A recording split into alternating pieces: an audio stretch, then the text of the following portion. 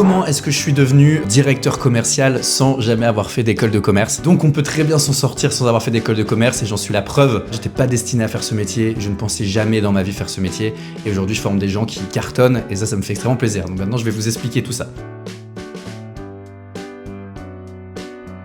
Déjà, il y a quelques années, ce qu'il faut savoir, c'est qu'il y a 2 ans, même pas 2 ans, je dormais clairement dans le canapé d'un pote. J'avais pas un rond, mon pote me prêtait sa carte pour que j'aille faire des courses. J'avais pas de boulot, je touchais le RSA, je passais ma journée à passer des castings, à faire des répétitions. Moi, de base, voilà, je voulais être acteur, j'ai arrêté l'école très tôt, à 19 ans. Jamais j'aurais cru, moi, avoir un potentiel dans la vente, même si j'ai eu des petites expériences dans ma vie où j'ai toujours été un bon vendeur, mais je cherchais pas forcément à vendre. Je fais plein de petits boulots à droite, à gauche, qui me plaisent pas forcément, et en plus, ça me prend énormément de temps. J'arrive plus à passer mes castings, ou il y a des castings que je loupe parce que je suis dans des petits boulots comme serveur, etc.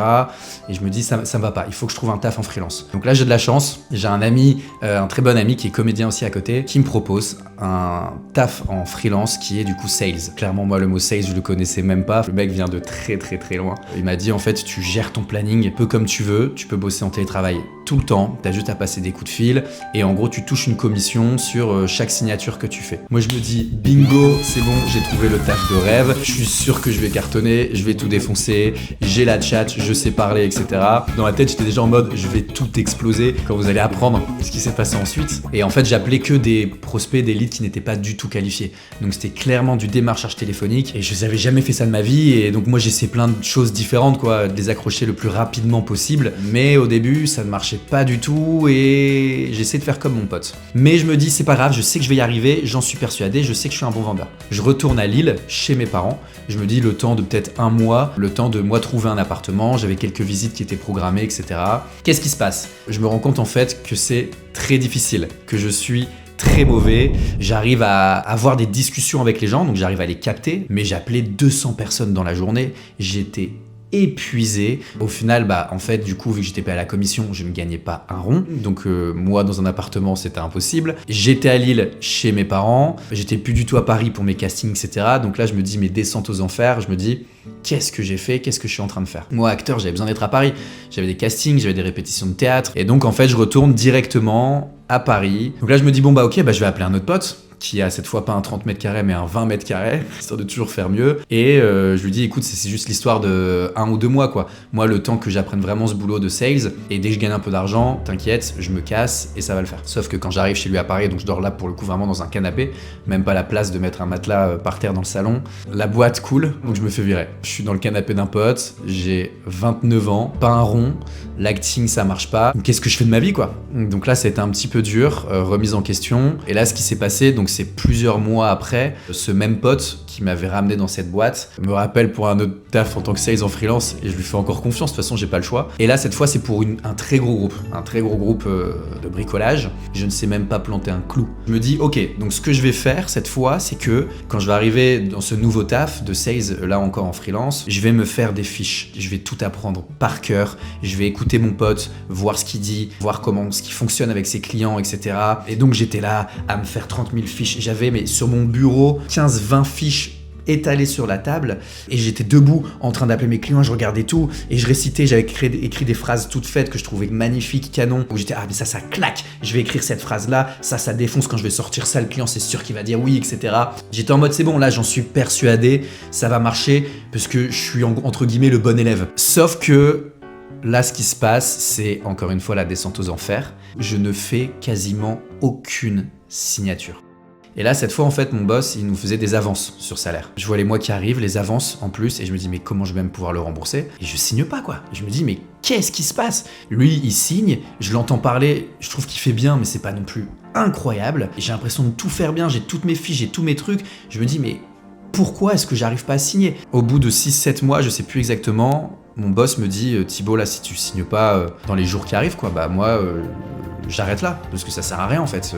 tu me ramènes pas de business, tu me fais même peut-être perdre des clients parce qu'ils me donnaient des leads qui étaient plutôt qualifiés. Donc là, je me dis, ok Thibaut, tu sais quoi, t'as plus rien à perdre. J'ai analysé mes calls, je me suis enregistré et j'ai dit ça marche, ça marche pas. Cette phrase-là, elle est pas mal. Ok, ça c'est ça, c'est bon. Ah mais pourquoi là ça marche? Qu'est-ce que j'ai fait? Ah mais là parce que je pensais plus à mon produit. Donc ça c'était intéressant. Je pensais plus à la vente et là on a une vraie discussion.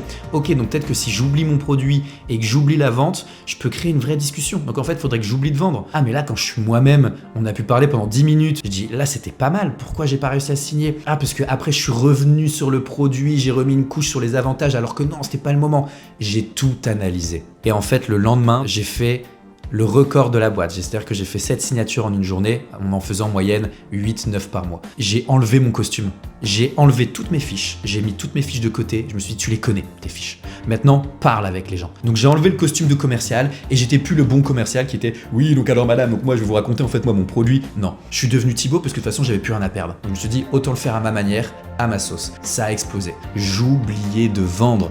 Je ne parlais quasiment même plus du produit et les gens signaient et ça marchait. C'est-à-dire qu'en fait, en oubliant la vente, je vendais plus. Je m'adaptais à la personne qui était au bout du fil, quoi. Au bout du fil, le papy, quoi. Au bout du combiné, qui était au bout du combiné. En fait, je m'étais fait une idée du sales et je pensais vraiment qu'il fallait avoir une certaine posture. Je suis commercial, faut que je parle de ça, faut que je parle d'une certaine manière. Personnellement, pour moi, ça n'a pas marché et je pense encore que cette manière de faire ne fonctionne pas. Si on oublie ça, vous pouvez exploser. Les gens, ils choisissent pas un devis, ils choisissent une personne. Ce qui va faire la différence, même si vous êtes plus cher, c'est vous. Et là, je me suis rendu compte de ça. Et donc, c'est là où, en fait, où j'ai enlevé totalement la posture, j'ai enlevé l'habit et je me suis dit, pouah, et en plus, ça m'a fait du bien.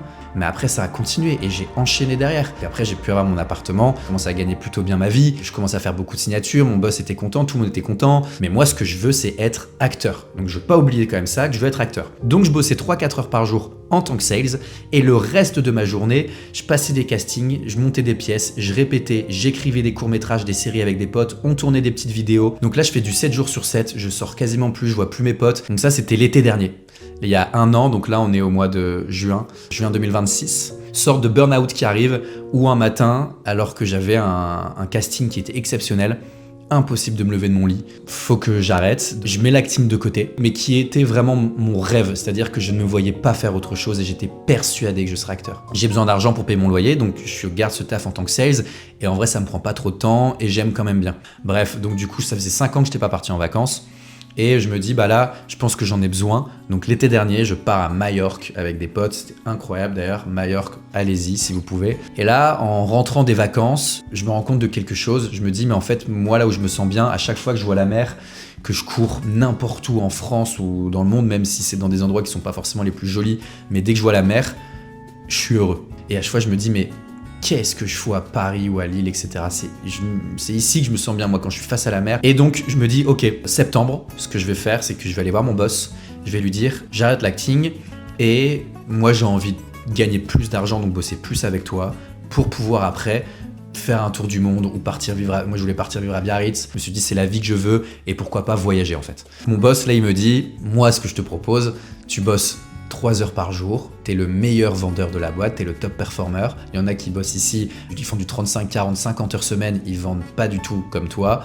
Donc moi ce que je te propose c'est que ok t'arrêtes l'acting, c'est très bien, pense plus tard à ton tour du monde, mais moi je veux que tu deviennes en gros directeur commercial, directeur des ventes. Donc moi je veux qu'en fait tu formes toute l'équipe et que t'en fasses des machines de guerre. Et là je sais pas, ça m'a excité un peu ce truc, même encore là, je suis encore dans ce truc, quand il me l'a dit j'étais en mode vas-y, en vrai, pourquoi pas. De toute façon, j'ai rien à perdre. Autant accepter et autant voir ce qui se passe. Et c'est comme ça que j'ai fonctionné toute ma vie. Donc je vous dis, ok, let's go, vas-y, je deviens directeur commercial. Quand j'en ai parlé à mes potes qui, eux, ont fait des écoles de commerce, même eux, ils disaient directeur commercial, toi. Ouais, c'est un boulot, hein, frérot. Tu sais que c'est un boulot. Hein. Faut quand même, t'as pas fait d'école de commerce, etc. Tu vas manager une équipe, c'est un boulot. Hein. Au final, j'ai réussi à le faire. J'ai commencé à tous les former et encore une fois, je les ai vraiment formés à ma manière, c'est-à-dire que je leur ai enlevé cette posture de commercial. J'ai dit moi je veux que tu sois toi-même. Tu vois, t'es comme ça dans la vie, faut que tu fasses ça. T'es comme ça dans la vie, faut que tu fasses ça. Et là en fait, ce qui s'est passé, c'est que dès le premier mois, on est passé de 30 à 60 signatures. Donc le chiffre d'affaires de la boîte, il a explosé. Quand ils signaient devant moi et qu'ils me regardaient et que je les voyais heureux, mais je me mettais debout, je dansais, j'étais oui, let's go. J'étais plus heureux de les voir signer eux que quand moi je signais. Pendant très longtemps, comme vous l'avez entendu, Moi, j'ai cru que mon parcours, il avait aucun sens. C'était beaucoup de galères, beaucoup d'échecs, beaucoup de doutes. Mais en fait, je me suis rendu compte que justement, c'était toutes ces galères, tous ces échecs et tous ces doutes qui m'ont amené là aujourd'hui. Et aujourd'hui, je suis le mec le plus heureux. Je suis pas devenu directeur des ventes parce que j'ai appris à vendre. En fait, je le suis devenu parce que toute ma vie, j'ai appris à comprendre les gens. Et c'est ça ce qui fait qu'en fait aujourd'hui on est des bons vendeurs, c'est comprendre les gens qu'on a en face de nous. Voilà, j'espère que ça vous a plu. La fin elle est brutale, genre je suis arrivé d'un coup. Non mais j'espère que vous avez passé un bon moment, il y en aura plein d'autres. N'hésitez pas à dire vraiment, je vous jure pour le coup en commentaire, si vous aimez, ce que vous aimez pas. Moi ça va m'aider, ça va me donner de la force, même sur Instagram. Et à me dire de quoi vous aimeriez que je parle, parce que je peux faire des vidéos aussi par rapport à ce que vous avez envie, des sujets que vous voulez que j'aborde, etc. Il n'y a aucun souci. Donc voilà, je vous souhaite une très bonne journée. Bisous.